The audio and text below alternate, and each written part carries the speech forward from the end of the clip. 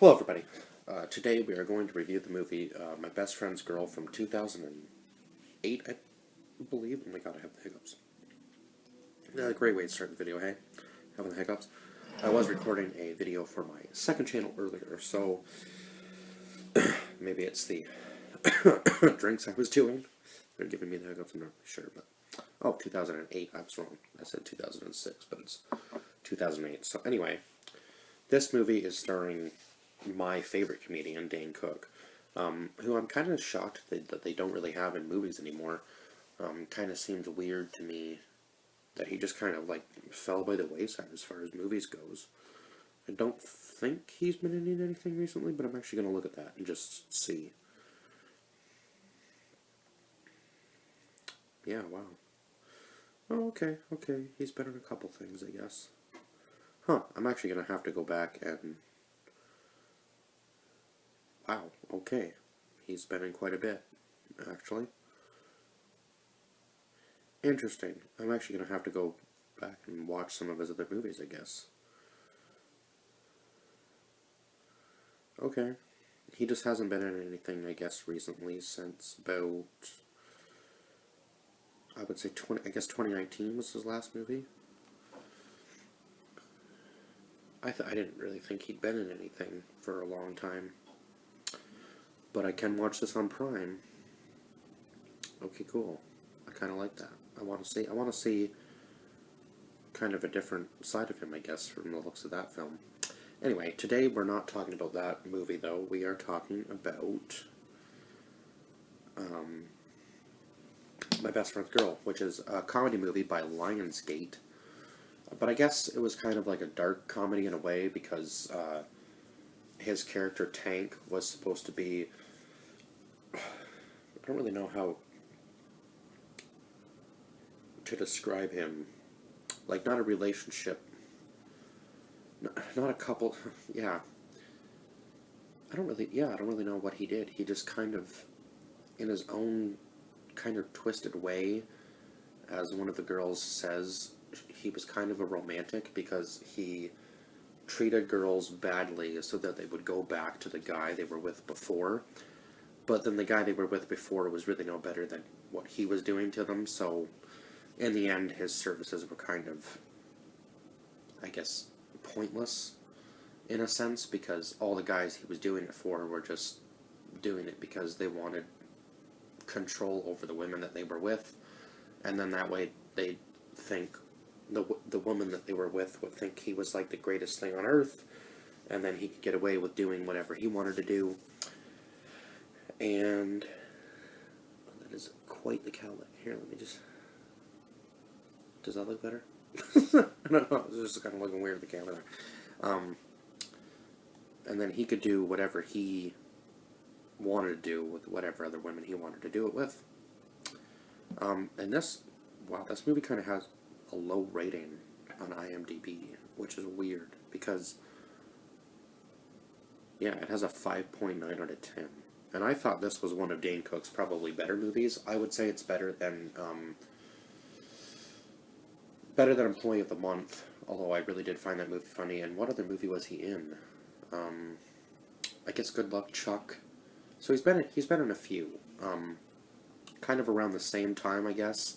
That were he kind of gets typecast as the, dude who ends up getting the girl sort of thing. But I mean, in this movie, I think it kind of worked best because it ended up being him and his best friend competing for the same girl without one of them knowing that they were competing for the same girl, because when he hires Tank to go after Alexis and try to bring him back to him, Dustin, it ends up just going badly, and Tank ends up falling in love with Alexis, who is played by Kate Hudson, and Dustin is played by Jason Biggs, and we also have Alec Baldwin in this film playing Tank's dad, Professor Turner. So we also have Lizzie Kaplan playing Amy, who was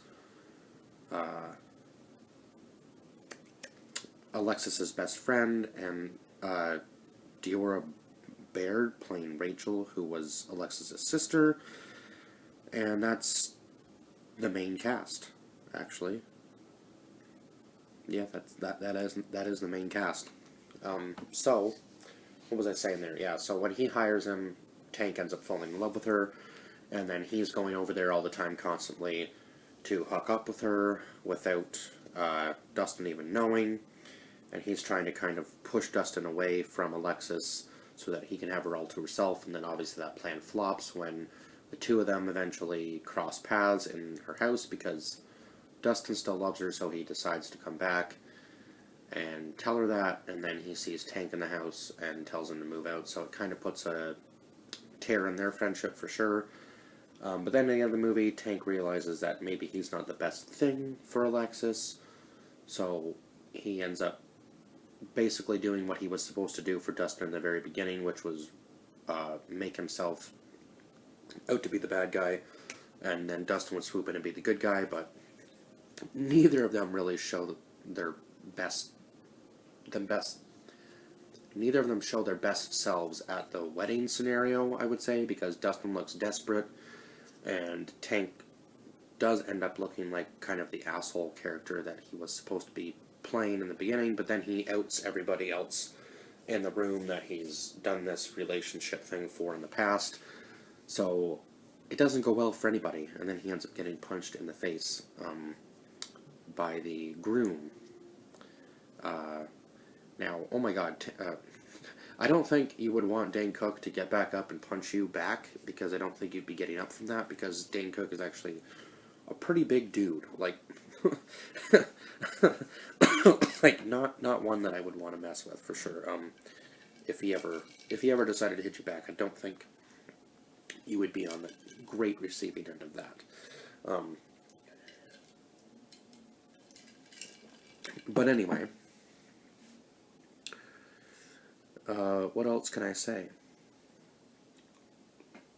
I guess Lionsgate just kind of did everything back in the day, like they did the horror movies. Obviously, they're more known for their horror movies, so I kind of find it kind of funny that they took this route with the comedy.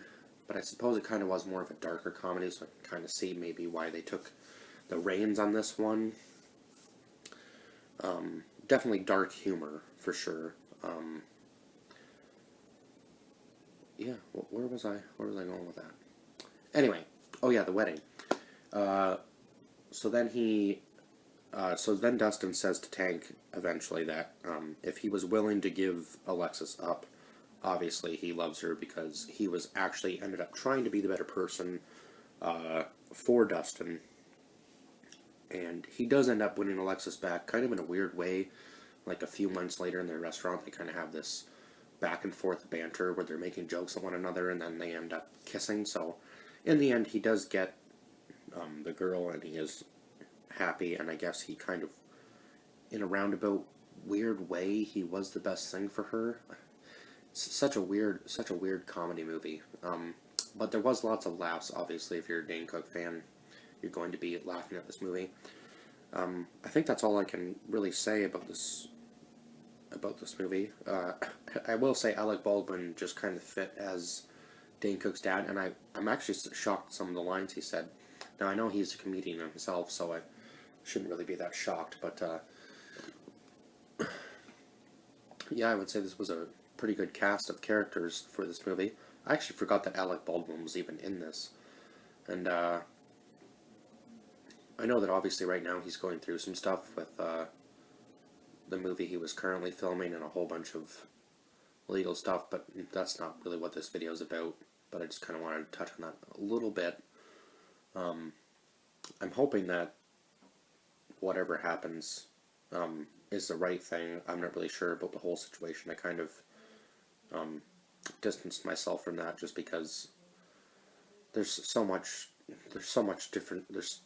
many different sides of what that story could have been, and I don't know. There's just people getting charged left, right, and center, it seems, for what happened on the set of that movie, and yeah, it just kind of sucks when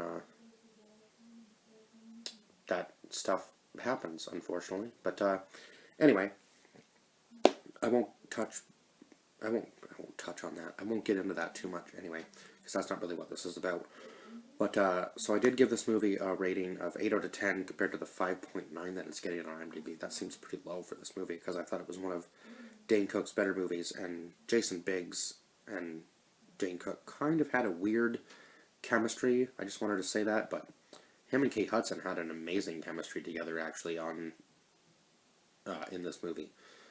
They just kind of seemed to feed off of each other pretty well, and their back and forth banters were really good.